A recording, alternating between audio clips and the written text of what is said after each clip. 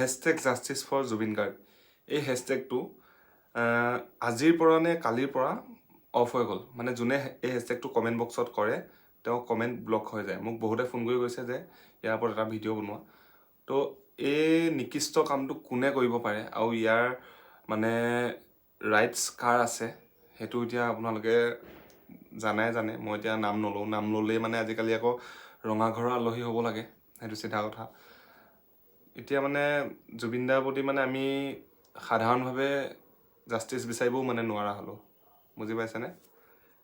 এতিয়া কি ক'ম তাকে ভাষাই নাইকিয়া হৈ গৈছে।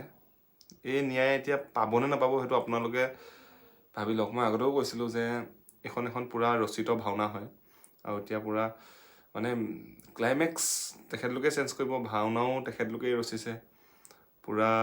আমি কেৱল দৰ্শক, আমি অসমৰ 3 কোটি 4 কোটি জনতা, আমি কেৱল দৰ্শক।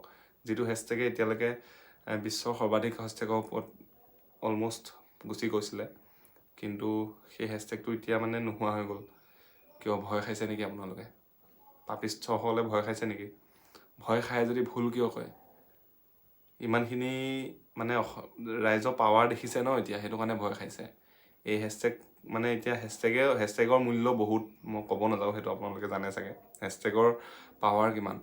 তো সেই পাৱাৰলৈ ভয় খাইছে এতিয়া, হেছটেগে অফ কৰি দিলে। কমেণ্ট কৰিব নোৱাৰে, মানে হেছটেগ লিখিলেই মানে কমেণ্টেই অফ হৈ যায়। তো শান্তিপূৰ্ণভাৱে এতিয়া মানে ন্যায় বিচাৰি আন্দোলনো কৰিব নোৱাৰা হ'ল। কি দেশত আছোঁ আমি? এখন গণতান্ত্ৰিক ৰাষ্ট্ৰ বুলি কোনে ক'ব বাৰু? আমি কি আমাৰ নিজৰ মতে আছোঁ নেকি বাৰু? আমিয়ে চৰকাৰ বনাওঁ, পিছত চৰকাৰে আমাক ৰাজ্য নীতি ৰাজনীতি এইবিলাক বাৰু বহুত ডাঙৰ কথা, কিন্তু তথাপিও এতিয়া মানে বিশেষকৈ জুবিনদাৰ লগত এনেকুৱা হ'ব নালাগিছিলে।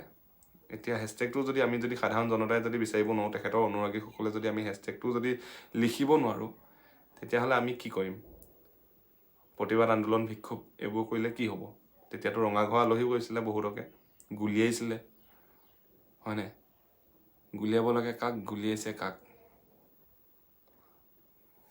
এতিয়া এটাই কম আৰু 1250 টকাৰ কাৰণে আপোনালোকে ন্যায় পাহৰি যাওক। বাকী আৰু সেনেকুৱা ধৰণৰ ভাল আহিব পইচা কেইটামান, সকলোলৈকে সেই পইচাবিলাক লৈ সকলোৱে সেই জীৱনটো 1250 টকাত এটা জীৱন নচলে।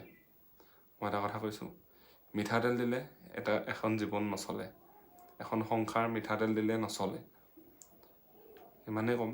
বাকী নিবনুৱা আচলতে আমি নিজৰ কাৰণতে হৈছোঁ। আমি অসমীয়া জাতিটো নিবনুৱা হৈ গৈ আছোঁ। আমাৰ কাৰণটো আমি নিজে কোনো মানে ইয়াত